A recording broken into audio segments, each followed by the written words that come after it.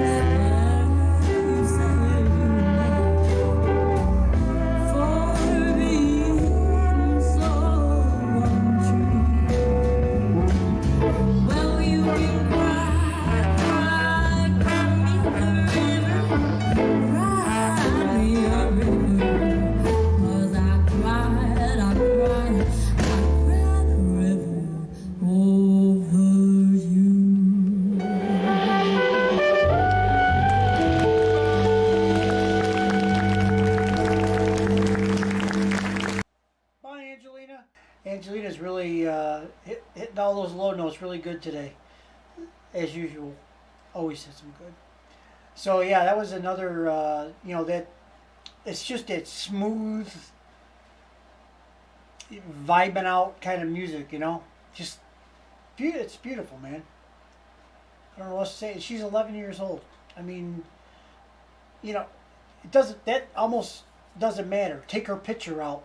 Just listen to the music, and it's like a perfect rendition of an old classic jazz song. Smooth as butter. Everything's there. Now, quick mention.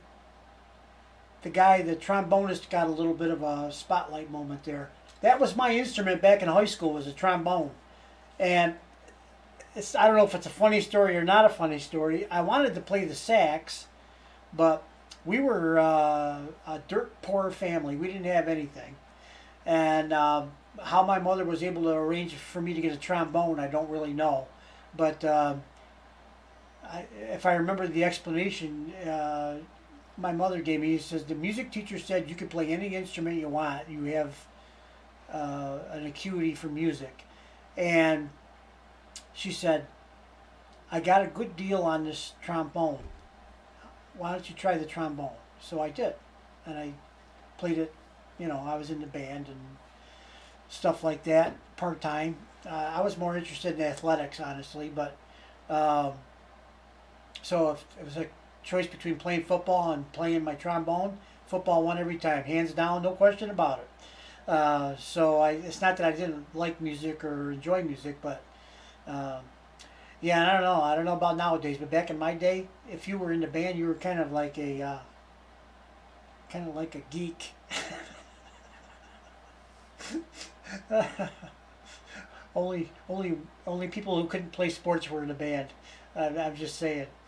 And I played all the sports, but I also liked music, so whatever. I did play in the band for a bit. I also got involved in a marching band for a little while.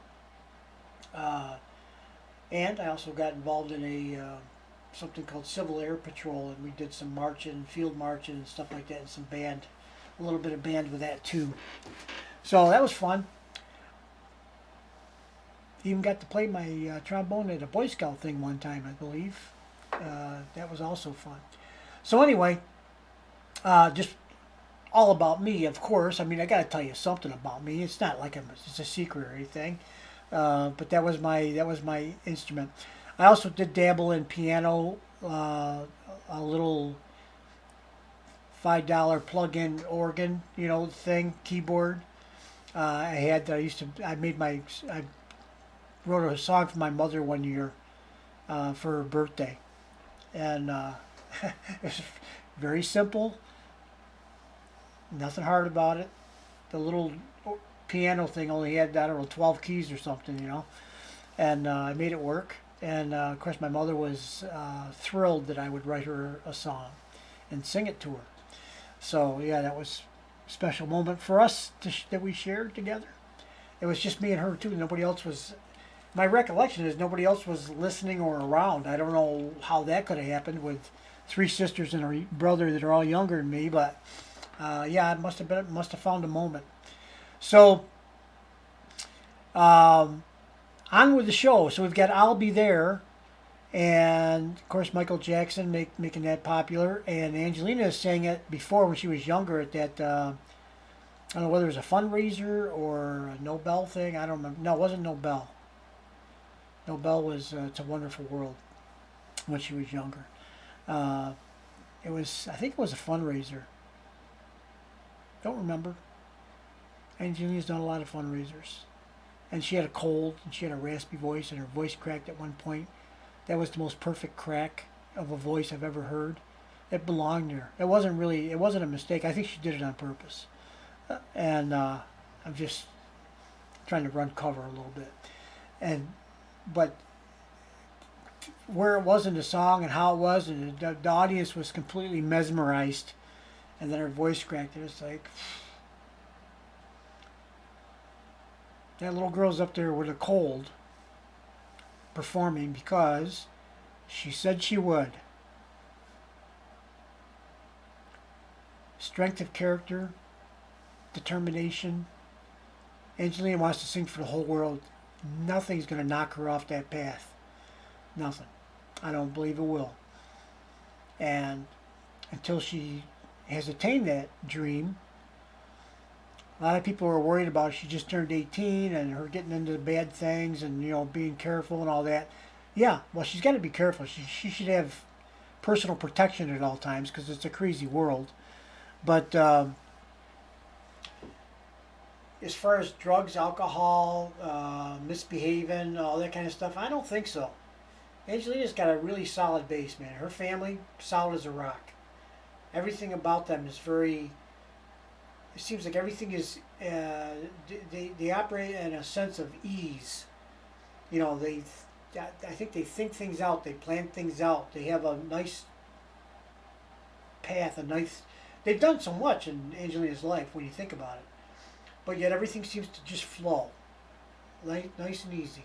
I know it's not that easy. I know there's a lot of work going on behind the scenes, but it appears that way. And even Angelina, when she's walking around, she's very much at ease, it seems. Of course, she loves to stage in an audience and all that. But, yeah, I think Angelina's got she's got a shield, to use her song, and protection built in by her family in the way they have raised her. Family's everything. Love, kindness. These things don't go along with getting drunk and doing drugs and carrying on. You know, this just a whole different world. Now, once she turns 18, she can do whatever she wants. But I think she's pretty much, I think she's happy with what she's got for the most part. And she's just on a mission to sing for the whole world. That's her dream. And her whole family's been trying to facilitate that and make that happen ever since she was little.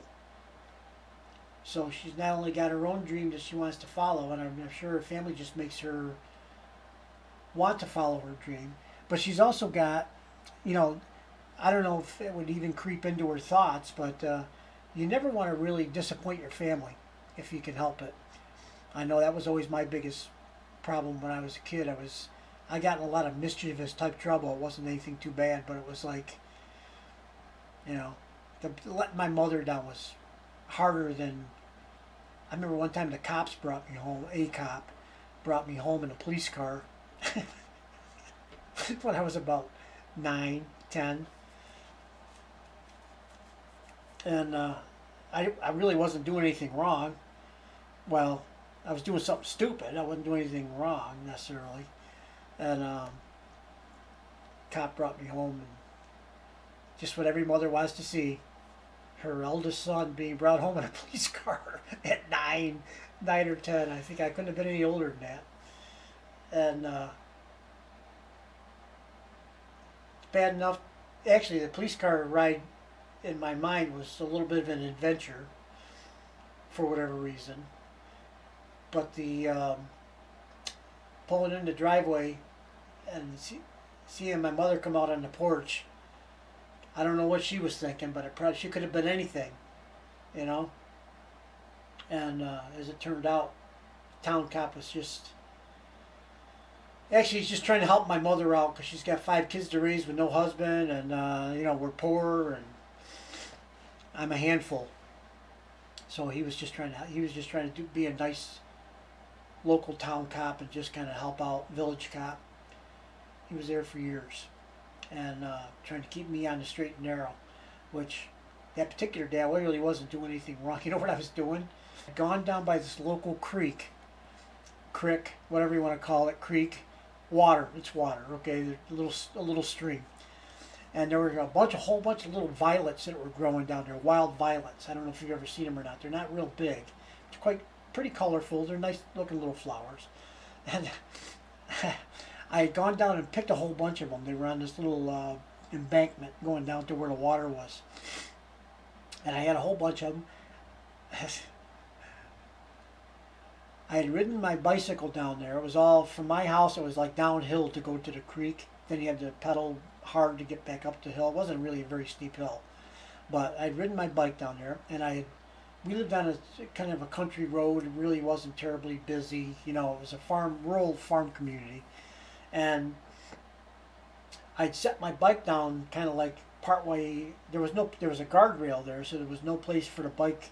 I couldn't put it on the other side. It was, I probably could have. I could have picked it up, but it was real steep over there.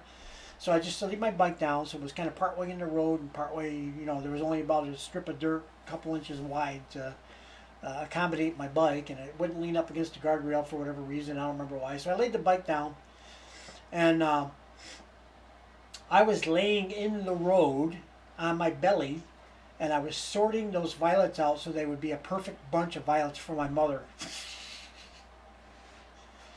In the road I was in the road too. I was right, I was taking up probably the road was not much more than a 1-lane road. It was a little bigger than that, but it was like, I was taking up, probably a quarter of the road, I would guess, or more, laying there like a dummy, in the road, like a dummy. And that's when the cop came up, and apparently one of the neighbors had called and said that stupid Callaway gets I don't know whether he's got run over or what happened to him. So anyway, so he came to get me, oh boy, it's Callaway kid again. Okay. And he decided to give me a ride in a police car up to the house, put the bike in the trunk.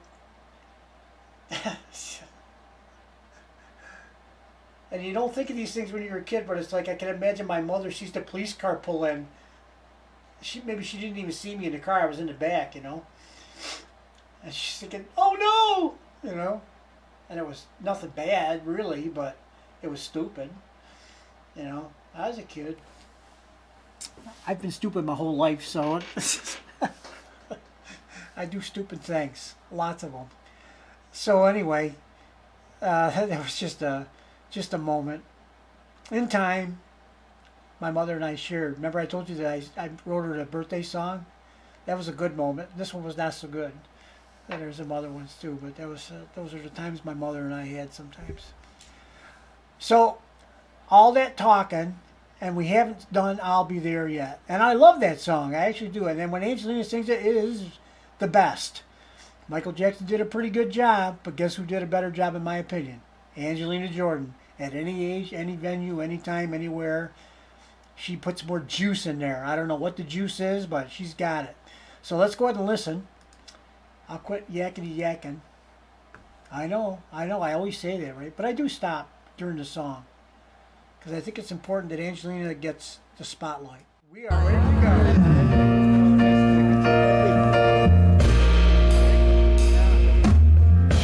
You and I must make a pact. We must bring this all Asian back. Where there is love, I'll be there.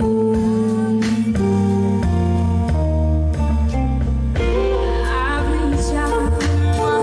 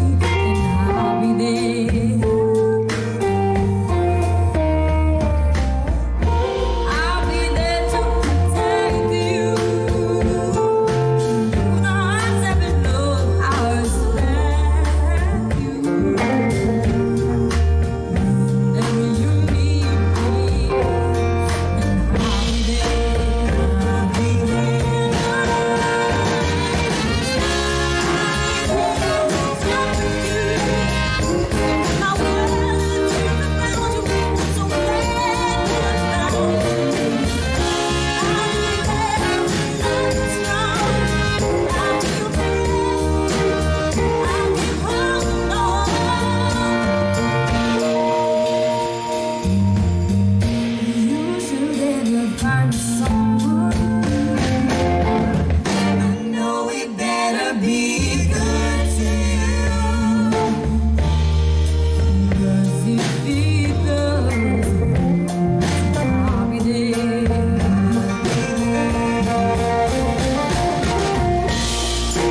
I'll be there. I'll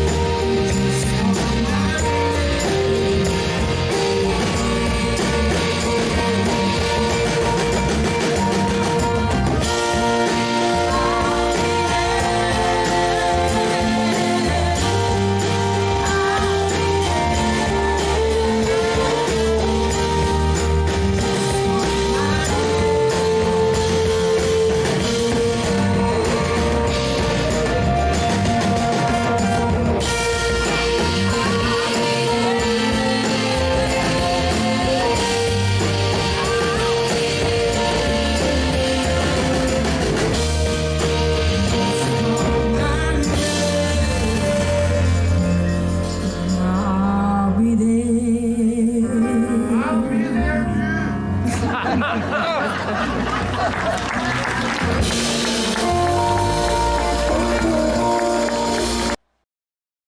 Goodness. Yeah. At Portsmouth this past fall too, when I went to go see Angelina live in Portsmouth, New Hampshire. Did I say the right name? Portsmouth. Yeah, it's not Portland. It's Portsmouth.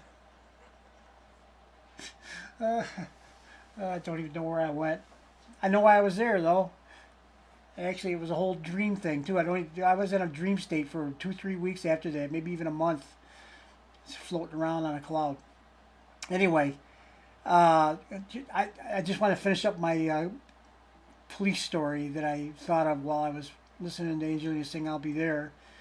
The cop's name was Murphy. He was one of those people with only one name, Murphy.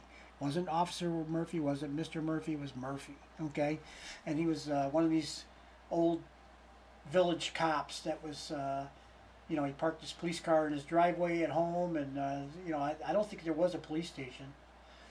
Might have been. I don't know. I never was in the police station. I don't know if it existed or not.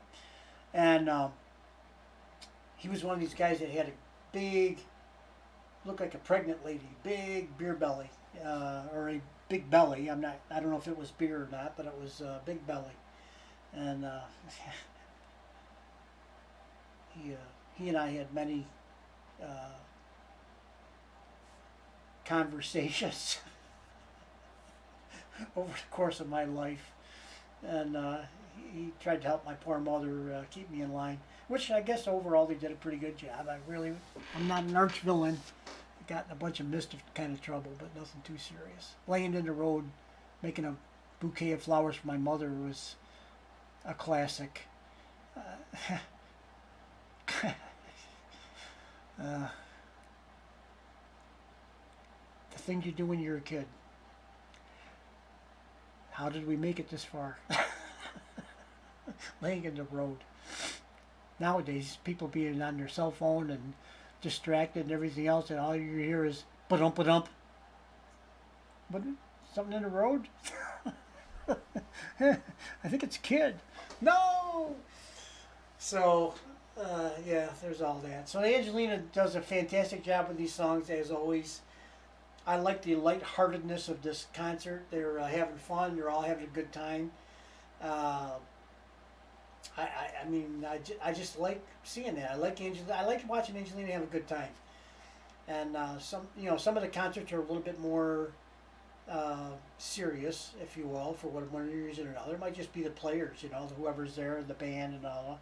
But usually Angelina's she's pretty much at ease and comfortable on the stage. So she's never really looks like she's like stressed out. There are a few times, like in Portland, there was a couple things that happened, and she had to address them, and she did. Oh yeah, she did.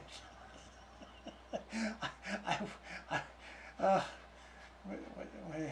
it was a sight, and I gotta say, as calm and pleasant and nice and loving and kind as Angelina is, when it comes to music and performing, don't mess that up. She knows everything that's going on, and if there's a something going on that's not right, man, it's gonna get fixed before the show goes on. It's not going. The show's not going 1 inch further till this is done. You know, she's not like that. I mean, she's not like a pointer and a barking orders and stuff like that. All she had to do was look. She looked in the direction of where she knew the problem was, and there was some scrambling going on, and then it got fixed. And she didn't look mean or anything like that, but she just looked, and people know that when she's not in her normal ease of motion, and all of a sudden she kind of she looks over and just like something's wrong. It was obvious what was wrong in this case. It wasn't anything that was like a small thing. It was a big thing, and she had to address it twice, the same thing, right next to each other, and it got fixed. It's nothing she did. So that's it. Well, thanks for watching, guys. Hope you liked that. Sorry to bore you with my stories, but you know, it's like when we watch all these videos with Angelina, especially like the behind the scenes stuff and rehearsals and the things where, you know, where she's at birthday parties and all the other stuff. To me, that just helps me feel more like she's part of my family. I've seen more of her birthdays than I've seen of my own relatives that are similar to her age now, and older even. You know, sometimes I get invited to that stuff, sometimes I don't. You know, and if I'm invited, I usually go because there's probably cake in it for me, and that's a good reason to go anywhere. But you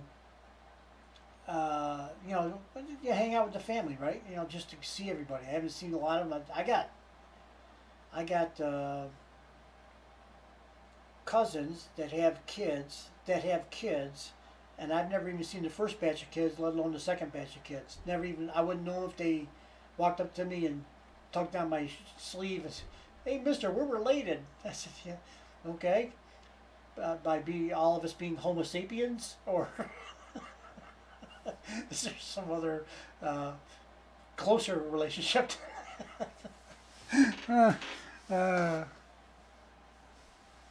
got the giggles today. All right, guys. Well, let's end everything there before I fall off the rails entirely. And you guys have a great day. Have a good morning, good night, good afternoon, whatever it is, wherever you are. We'll see you on the next video. Bye-bye.